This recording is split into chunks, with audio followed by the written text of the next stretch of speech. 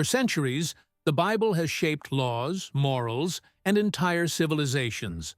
But at many points in history, it wasn't just read, it was used.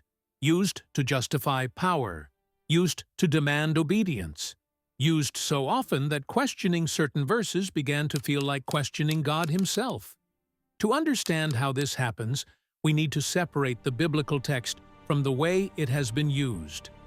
This video examines Bible passages that have been used to control society. The Bible is not a single voice.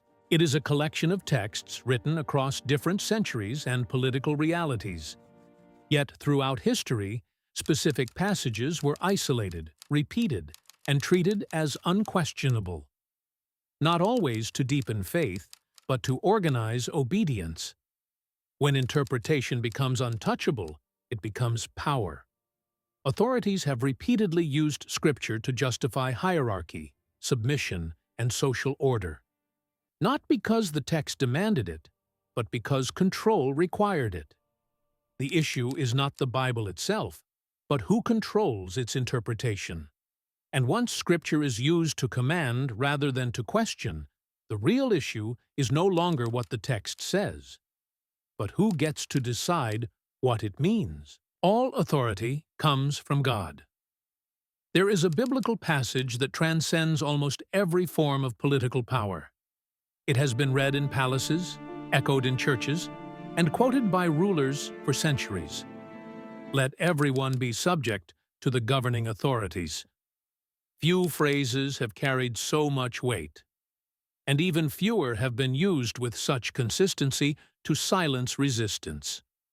To understand why this verse has become so powerful, we need to analyze how it was inserted into history and became one of the most politically influential passages in the Bible. In Romans 13, the Apostle Paul states that all governing authorities are established by God. Resisting them, he writes, is equivalent to resisting what God has ordained. Obey your masters. There is a phrase in the Bible that has echoed through centuries of human suffering. Slaves, obey your earthly masters. It was read aloud in churches, quoted in courts, and repeated in places where freedom was denied. For many, this verse didn't sound old, it sounded definitive. To understand how a single line gained this kind of authority, we need to observe where it was placed and how it was formulated.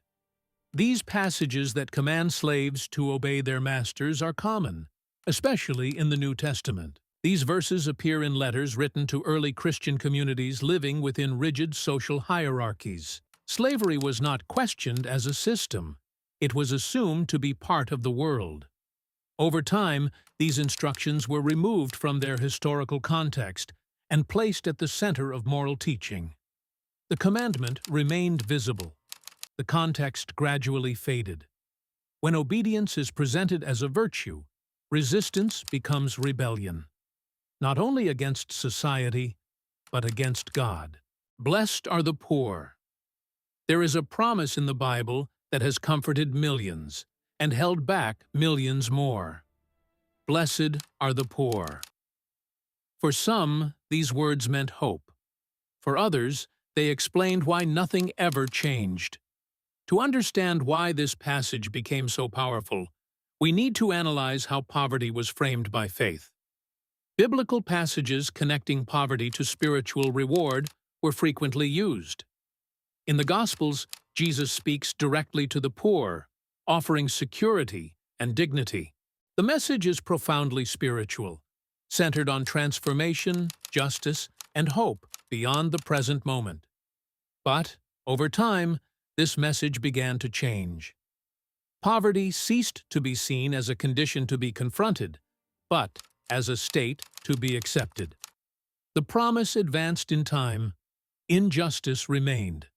When suffering is framed as spiritually significant, resistance loses its urgency. Entire social systems benefited from this interpretation, where patience was praised and change was postponed. Submission and silence. Power becomes most stable when it no longer needs to argue. When voices fall quiet, authority stops being questioned and starts being assumed. First letter to the Corinthians, 14:34-35. Silence and order within the assembly. This passage instructs certain members of the community to remain silent during worship, framing quietness as a form of order. Across centuries, this verse has been used to regulate who may speak, teach, or question. Guilt, sin, and surveillance. The most effective form of control requires no external watcher. It is internal, constant, and self-enforcing. Book of Psalms 139:1-4. Total divine awareness. This passage portrays a God who knows every thought, word, and intention. Nothing is hidden. The tone is reverent, even comforting. Yet the implication is absolute exposure. When internal life is framed as fully visible, behavior becomes self-regulating. Guilt no longer requires accusation. It arises automatically. The same imagery can inspire intimacy or anxiety. Which outcome dominates often depends on how the passage is taught. Surveillance is most effective when it feels sacred. And once behavior is regulated in the present, the future itself becomes a tool. Forgiveness without justice. Forgiveness is often presented as moral freedom. But when detached from justice, it can quietly become restraint. Gospel of Matthew 18:21-22. Limitless forgiveness. Jesus instructs forgiveness without numerical limit. The teaching emphasizes mercy, restoration, and humility.